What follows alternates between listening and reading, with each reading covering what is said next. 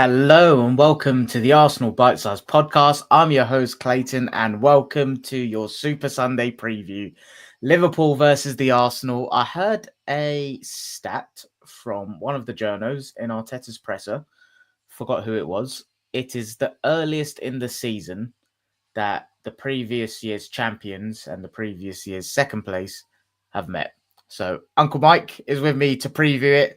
It's going to be a big one. It's hearing that it's the earliest in a season that the top two have faced each other was I don't know. It's nothing to write home about, but it's quite interesting that it's a big heavyweight clash so early. It's two of potentially three teams people have picked for the title. How are you feeling, Uncle? Good afternoon. Just ties in with my narrative of fixtures stitched up, mate. To be that early, that can't be a coincidence. I know but to be fair though, we've played Liverpool early. I just think it's the fact that it was the champions in the second place because we've played Liverpool plenty of times in the second or third game. I remember. Yeah, I remember a couple of years ago we lost 4-0, and I was there, and that was Bank Holiday weekend. So it's certainly. I think is there a little bit of it where the viewing figures last year were down on Sky, and they're trying to ensure blockbuster games almost every weekend to. Is that a little bit something that they've put into it? So, because obviously the Arsenal United for the first game, that's never happened. And then to have Arsenal Liverpool 2 weeks later, it's just big, isn't it? So, but all good apart from that, mate.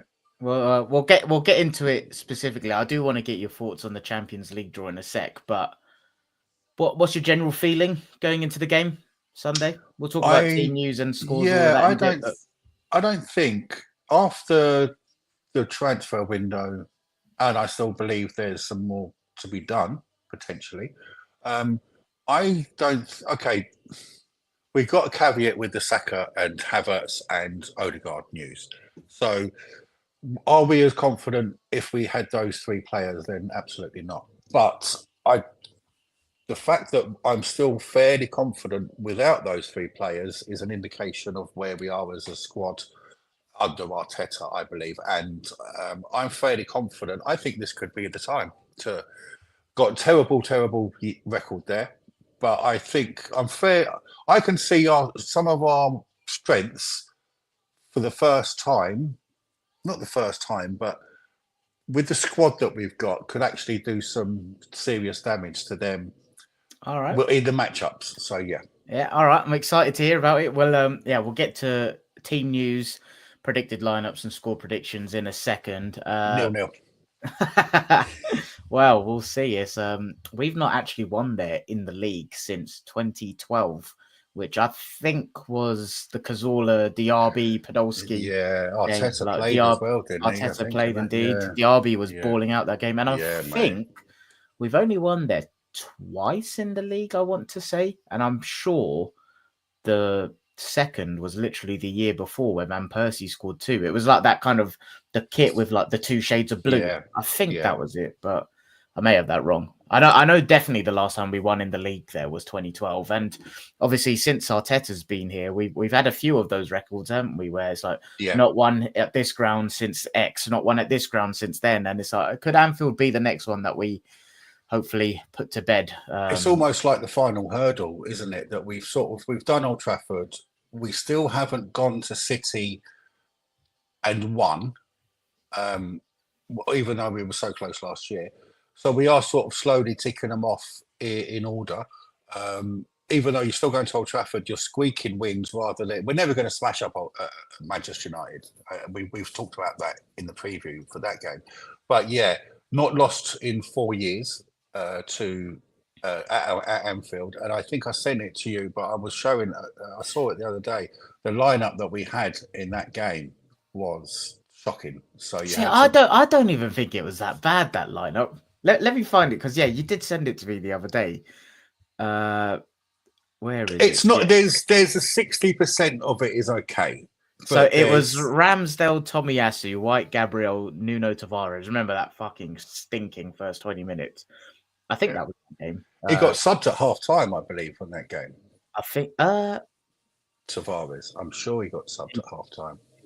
Um, He had a mare. He had an absolute mare. The midfield was Partey and Lokonga, Smith Rowe, Saka were either side, and it was Lacazette, Aubameyang. I don't think that's that bad, that team at all. It's a get into top 4 team, which is what it was. And it just it goes to show you your standards, your expectations, and the levels that we've gone up since then. When you are looking at that and saying, "Oh, actually, that's a bit of a ropey team," but at the time, you know, it was a good team, but there were certain components of it that were weak, and they're not easy to spot, are they? Yeah. So. Right, I'm chomping at the bit to get into the Liverpool preview. So before we do, the one thing I do want to get your opinion on. Well, I did say Port Vale, and I'm like, do we even need to talk about it? Do you have any opinions on that? I'm just like, yes, thank you. I'm annoyed I won't be in the country to potentially go. Yeah. Would have been cool to pick off another one of the 92, but that feels like means fuck all. Means fuck all, but we played there in 1998 in the FA Cup and won the double. My mate told me this. Yeah, there you go.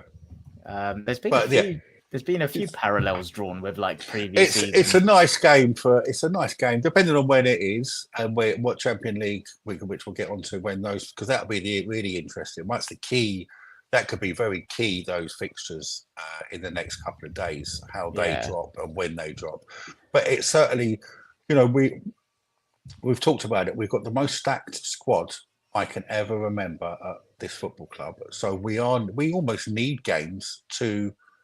I'd rather it be Port Vale away than your Newcastle at home. You know what I mean? Yeah. So me too. So yeah, it's a good one. Get some fringe players, get some minutes, and just hopefully go through. No embarrassment. No. Max Salmon minutes in there. Oh yeah, we don't want our main striker be taking a 10th penalty in a penalty shootout, do we? Yeah, that was so Tim Pot, wasn't it? It's funny, like we heard stories of Sesko last summer, and he was like supposedly doubting whether he wanted to challenge Havertz for the number. And I'm like, what a cuck! Yeah, get that chair in the corner in a hotel. Anyway, Champions League draw. We have drawn Bayern Munich at home, Inter away, Atletico Madrid at home, Club Brugge away, Olympiacos at home, Slavia Prague away, Kairat Almaty, the team from Kazakhstan, very nice, at home, and Athletic Club Bilbao away. Thoughts? Decent. Agree. Very decent. Could be a lot. Decent. Could be a hell of a lot worse. I think I saw it's the third easiest. If you know how they rank it, it's the third easiest as such. According to some data bods. It's if you're in pot 2, you're always going to get 2 big boys. I think I as there's plenty of memes about, and you know, I'll Bayern Munich on their X handles saying hello Arsenal or whatever, and it's like, guys, it's not 2014 anymore. So I don't fear Bayern Munich at home. Same. Inter Milan away is always a test. Sorry to interrupt you, but even Bayern Munich over 2 legs 2 years ago, like we're a different team to them. Yes, and that was our baby steps in the Champions League, where we sort of almost didn't know where to stick or twist. We got a bit caught in the headlights. Kivior made a mistake, I believe, in that game, and we weren't outclassed in that. It was just by the odd goal, but we've certainly grown as a team since then. So, yeah, Inter Milan away, very doable. Not one for the neutral, probably. I thought we played very well there last year, and I think we got out of there. That was at the end. We was in a bit of a bad spell, wasn't we? And it sort of kick-started the season. Around Newcastle and stuff, weren't it? Yeah, it kick-started us a little bit. Even though we lost the game, it was by a dubious penalty. I think we also should have had a penalty. And so, yeah, Inter Milan will be a good test. Eyeing any up as a away day? The one that appeals to me, but you would have absolutely no chance of a ticket, would be Bruges.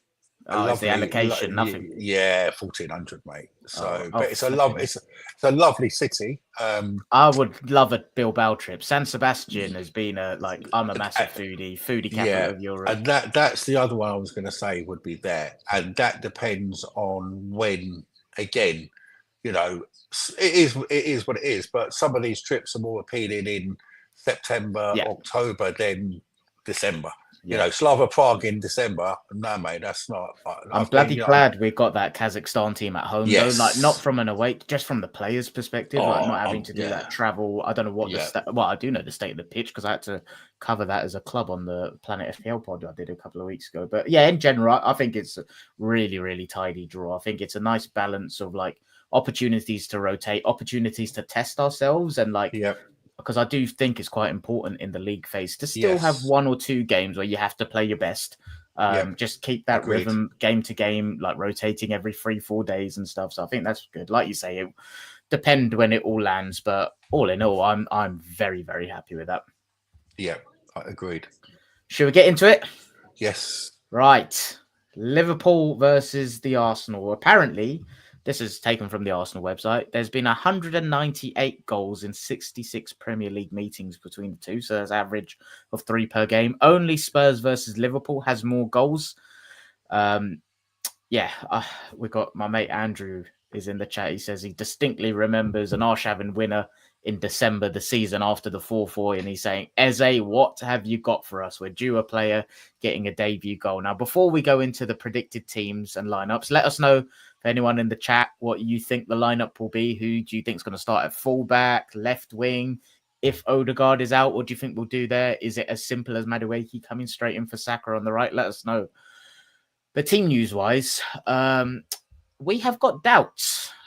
You've not had a chance to catch up on the presser yet. So where is it? Ødegaard, Arteta said, we don't know yet. He hasn't trained yet. And if he does, it will be tomorrow. He's doing everything he can. We're doing everything that we can to make him available, but we'll have to wait and see tomorrow. On Saka and Havertz, we already knew they were missing this week.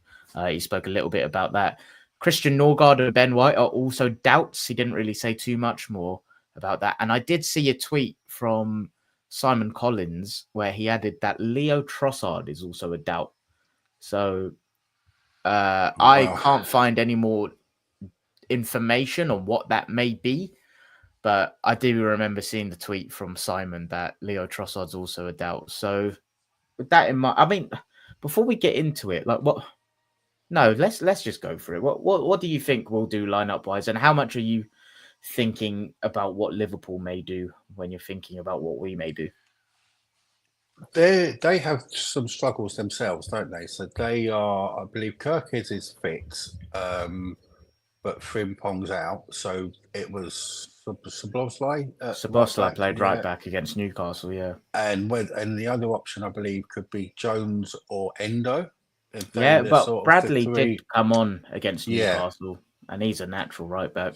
So with that in mind, I'd hoping that that's an area that we potentially could exploit, and that's what it comes down to. You're looking in combos and the 4 positions that are. Well, okay, let's start off. We know the goalkeeper, we know the 2 centre backs, so we don't need to go there, right? We know, I would say, pretty confidently that Madueke is going to play on the right. Agree with that. Agreed. Yep. And then we got Kikosh up front, and then we're going into Rice.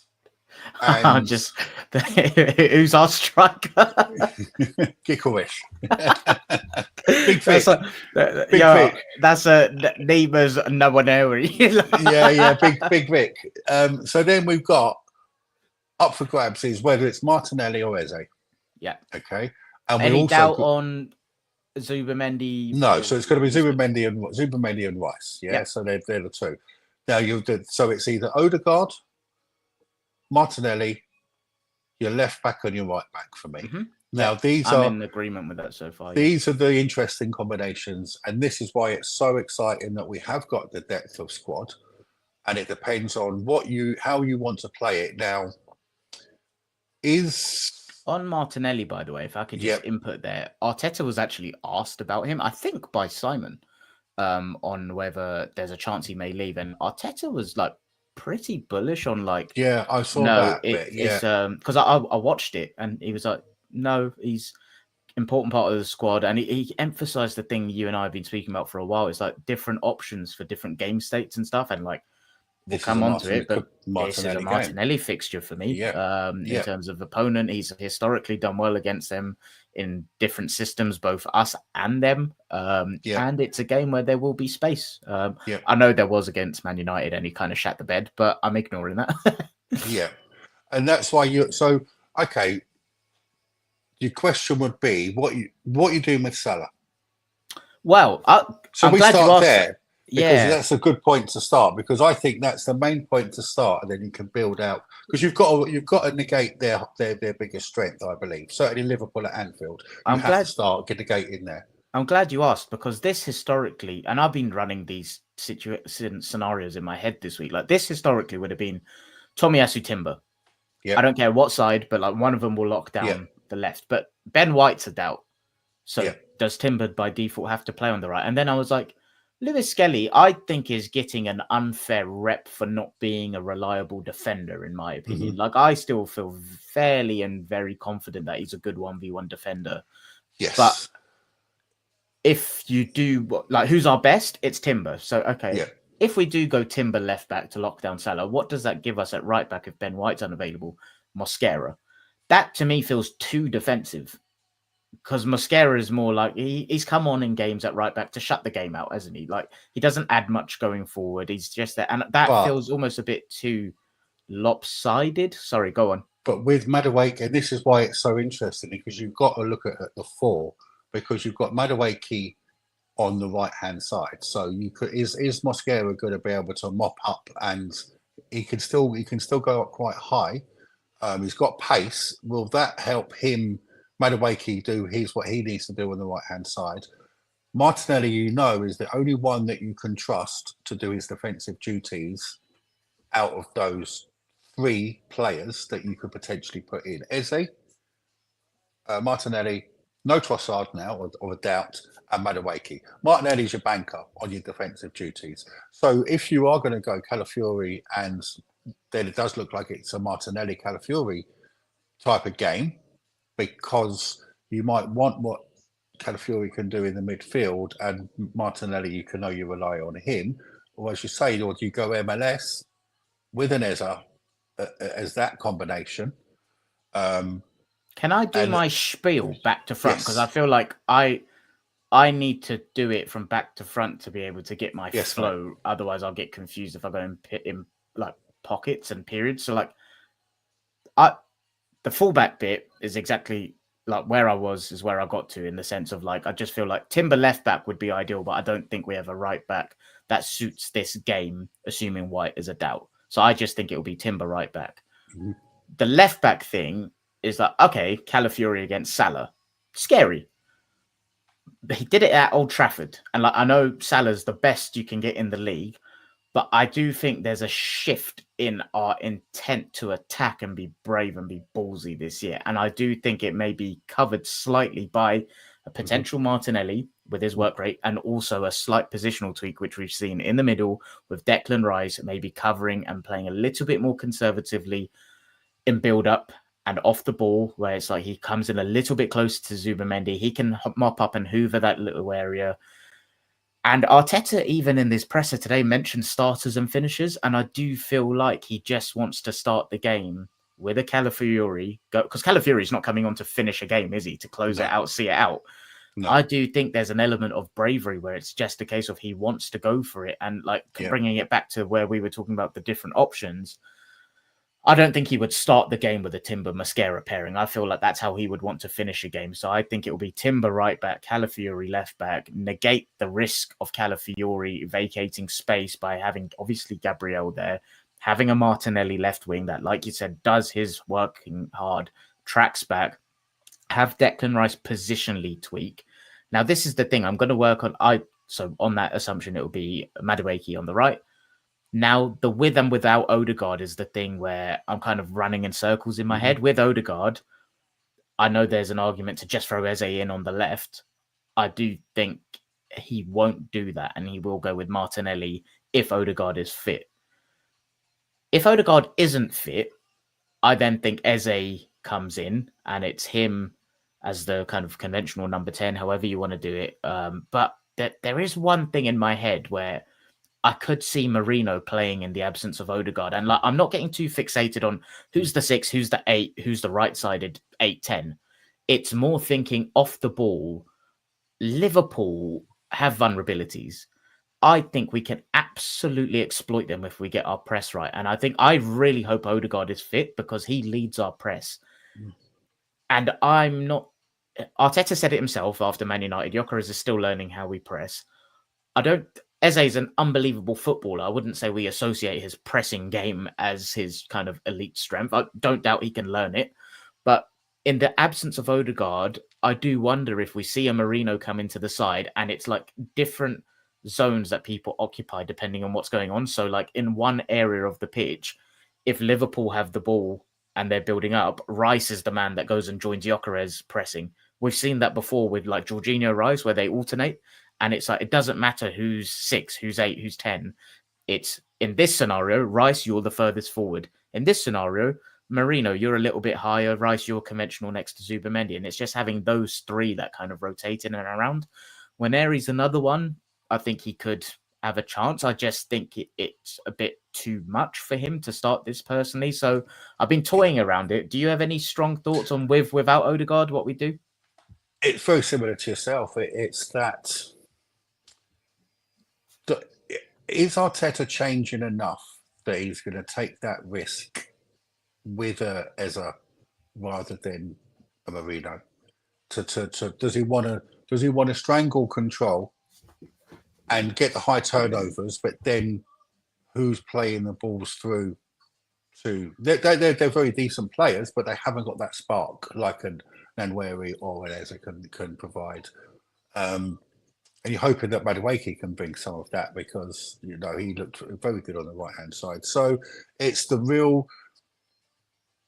Are we going for it? And this is... It was interesting. I saw Simon Collins done a piece, actually, I'm sure it's Simon Collins, on Liverpool. And how they've slightly changed their play. And they are asking their attacking players to be a bit more free, have a bit more freedom. So it's slightly moving away from Klopp's game plan to a slot game plan, and which is why games are sort of turning into a bit more of a basketball match.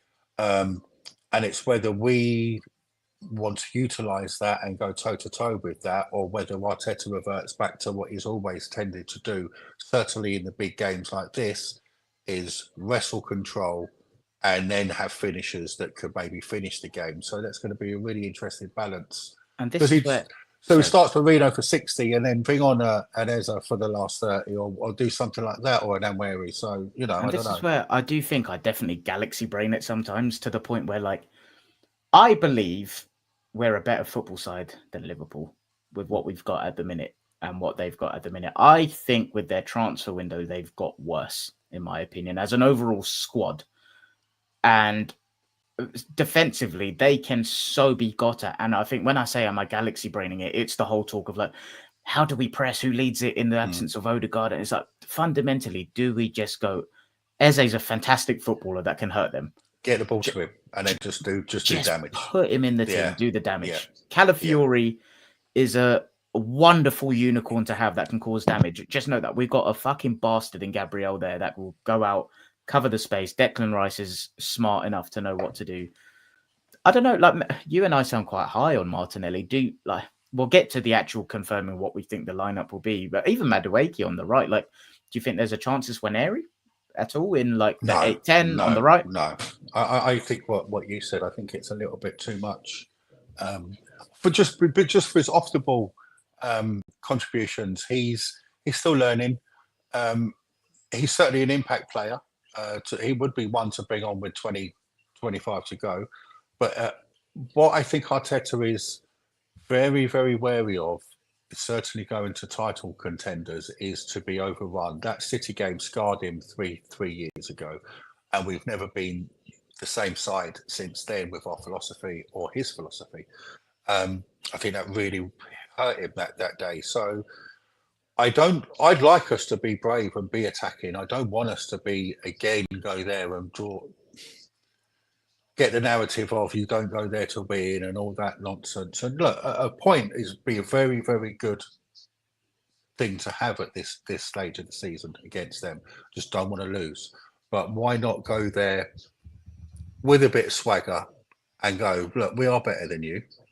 We respect you. You've got your strengths and you've got your players, and we've got to be on our top form defensively to get that. But I think it's whether you have Marino, that the midfield is. Are you getting in the ball enough passing forward? Zubimendi, yes, but you don't just want to turn it into a 3-man. I think that's the one to bring on if you're holding a 1-0 or a 2-0. You know, I don't know. Marino. If you bring on a Marino and that combo of those 3 players, it's a real difficult one.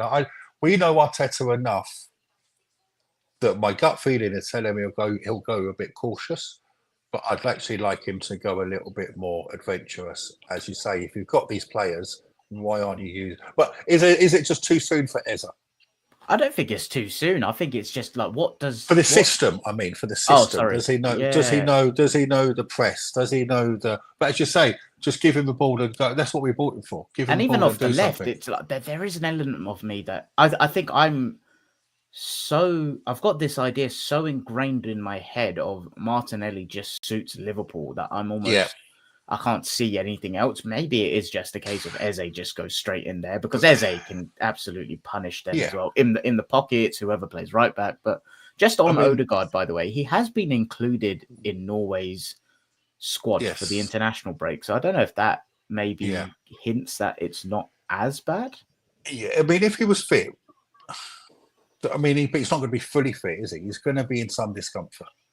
So why, if he plays, if he's involved in any way at all, whether he will be or not, I would actually like him to stay off the international break because a Martin Ødegaard the week after an international break is always a poor Martin Ødegaard. He's never ever had a good game after he comes back. He got injured, or he comes back and he's on 50%. So if it was me, I'd actually quite like to sit him for this period.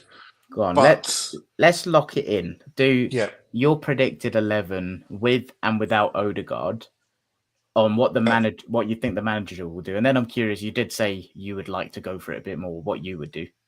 I'll go for the Timber, Saliba, Gabriel, Calafiori, Sublimendi, Rice. With the Ødegaard, I'd go Ødegaard. I think he'll pick Ødegaard. Madueke, Martinelli, and Big Vic. Okay. And if Ødegaard's unavailable? I actually think he'll go Marino. Yeah. Okay. I just think it's in his DNA. I just think it's in his DNA not to get overrun and then bring on an Eze with the 20 to go. But if it was me going for it, then I would swap Marino for Eze. Okay. In the Ødegaard role and have Martinelli on the left. But are we getting blinded because Martinelli had a couple of good games 3-4 years ago against Liverpool? Maybe. But I just it's ingrained in our head that he skins Trent, but that was a long time ago, man. Yeah. And this is what I don't know. Assuming he doesn't get sold, he's just not going to not play, is he? And no, I think it's weird. So if it's a game, if it's his game, give him his type of game.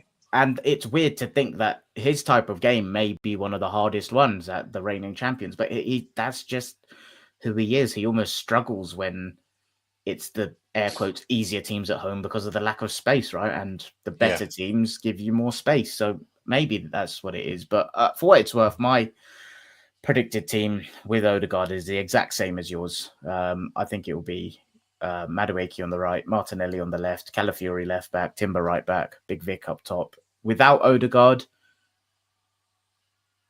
I think Marino too. And I think it will be Martinelli on the left, and it will be because of the kind of off the ball work with, like you say, bringing an Eze on. And I must say, though, when he was asked about Eze, it was glowing references, and like he spoke a lot about the kind of flow of the player. And I think it was Art de Roche from The Athletic asking like, does he see similarities in like the kind of wide playmakers we've had before with like Rosicky and I forgot the others that he referenced, but Claire, yeah, Arteta probably. was gleaming.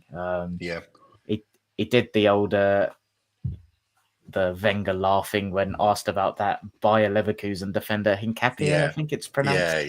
Yeah. So that was funny, but yeah, all right, that's our predicted lineups. It's interesting. We've got Tommy Gunn in the chat. Tommy was the number one predictor on the Twitter account Jump the Wave last year for all Arsenal fans. So he had the highest accuracy when predicting the starting 11s, and he is predicting Raya, Timber, Saliba, Gabriel Calafiori, Zubimendi, Rice, Marino, Madueke, Martinelli, Gyökeres. Hey, we're matching Tommy. That's what happens when you hang around outside hotels, Tommy. You get the lineups right, mate. So, we want to see that more of that this year. He said something similar to you as well. He could see Eze and MLS coming on for Calafiori and Marino 60 minutes. And yeah, if we are winning, I can definitely see us ending with like Timber left back, Mascara right back, or like MLS coming on as well. Andrew says if we're also being true terrorists, Calafiori offers the threat aerially from set pieces. And yeah, that's true. Liverpool aren't great and defending Marino. those at all. And Marino as well. So. True. Yeah, Liverpool have been a bit ropey on the old set pieces. Yeah. But yeah, that lends us into score predictions. So guys and girls in the chat, let us know. What are you thinking? I listened to Planet FPL's Clash of the Correspondents, Liverpool versus Arsenal. It was the two correspondents. You listened to it? Yeah. So you heard the score predictions?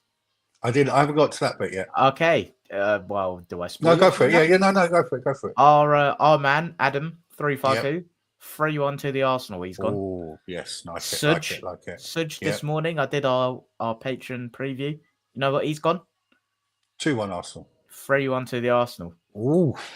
No win in the league since 2012. And like, I've got this thing about these games like Liverpool away, Man United away. Like, I have these theories and hypotheses on how we can play, and we just never seem to really do it. But I do feel like Liverpool is a ground. In the last couple of years, we've played well. The result just hasn't matched it. And I'm wondering if this is finally the one where things click. Because I think they've got vulnerabilities that we can fucking not just exploit, but like jam and drive a knife through. I think Big Vic, physically, Kanate's looked ropey as hell. I think Van Dijk picks his battles and he's a pretty boy that doesn't like confrontation and like the physical battle. I think Gyökeres is going to get into that and enjoy that. It's a shame Havertz isn't available. This would be perfect for him. I think midfield battle, Gravenberch has done very well. Still not a natural six. I'd still think can be exploited. And I think there are flaws in how they build up. I don't know if Wirtz will play, but Rice will eat him alive potentially. Yeah. And I think the biggest risk is if we do play a Calafiori, we know Salah, we know his threat, but like, it's the risk you take when you try to go for it. And I just really hope this is the time that it all aligns and we actually come away with the 3 points. I must say, I did sit on the fence when I did the patron preview. I did say Desmond 2-2, but it's a popular one, isn't it? The 2-2. It is because we've had the last couple have been those results, haven't they? So yeah, true. Actually, they both have. If I'm being honest, I think that's what I'm going to go with. But I would not at all be surprised if there's a world where we walk away and it's like in periods we slapped them up. And it was like, whoa. And it is a potential 3-1. I just think this Liverpool side, no matter what their vulnerabilities, they have the ability to score goals, like just always. Yeah. I'm just not convinced how... I think we're better than them, man. I really do. I think we have to show it. I think we won't... I don't believe we'll keep a clean sheet. I'll go 2-1. I'll go 2-1. And I think 2-1... I'm 50-50, 2-1 or 2-2, and I'm going my heart over my head on this one. I just think it could be our time. I think it'll be massive if we do. I think the players are hungry. They realise how much a result at Anfield at this stage of the season, what that would mean. So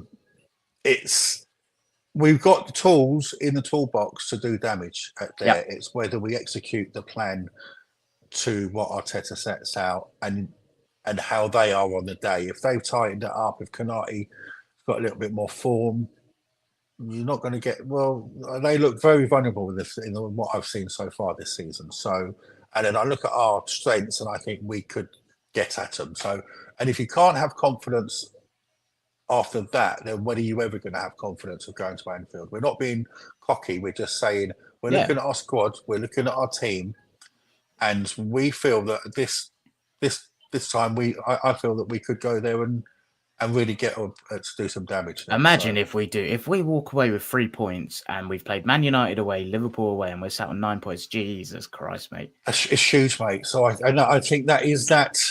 Will that go into Arteta's thinking about? But don't lose.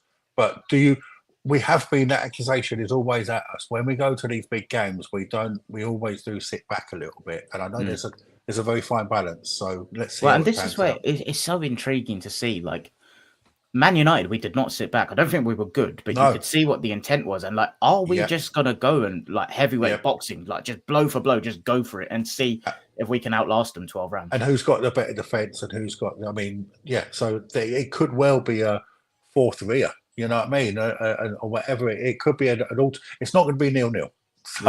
Would you take a draw if offered right now? It's so hard, isn't it? Because I don't want to lose. Obvious. It does feel like must not lose more than must win. Yes, because it's this stage of the season, and it's not in April, and you're not going up there to especially away in April. I just think I'd love us to get the win, because I think that could be so big for this football club at this stage of the season with the momentum.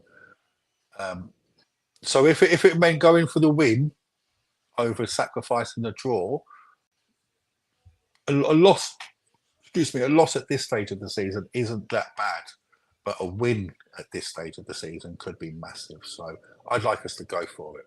Yeah, me too. Me too. All right, we will wrap it up there. Guys and girls that were in, thank you very much for joining.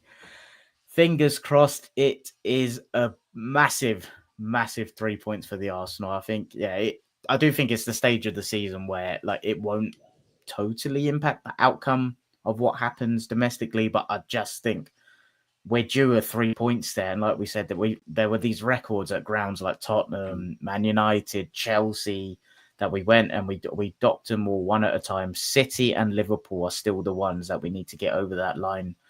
And it is a real shame. I know, do they have any severe injury issues? Like, I know Frimpong's out, but I think he's a bit naff defensively anyway, to be honest. Yeah. Like, going there without Saka, without Havertz, potentially without Ben White, potentially without a Trossard, and Ødegaard, potentially an Ødegaard, and we're still talking about potentially going there and getting 3 points. I think that it speaks volumes to our depth. I just hope that we back it up, because I feel like I've been burnt here, where I know the capability of the team, but I don't see the full capability of the team. We just need that good start. Don't freeze in that first 10, 15 minutes. They're going to obviously be bang up for it. I think we looked a little bit nervous in the opening of the United game. I think we've just hopefully banished that, and we just go there and play our game. So an early goal would be, and I don't want to go on about it, but again, you're in the hands of PGMOL when you're at Anfield. So let's hope that doesn't play into it. So, fingers crossed for a big 3 points. Thanks again, everyone. We will catch you on the other side for the review. Up the Arsenal. Come on, you Reds.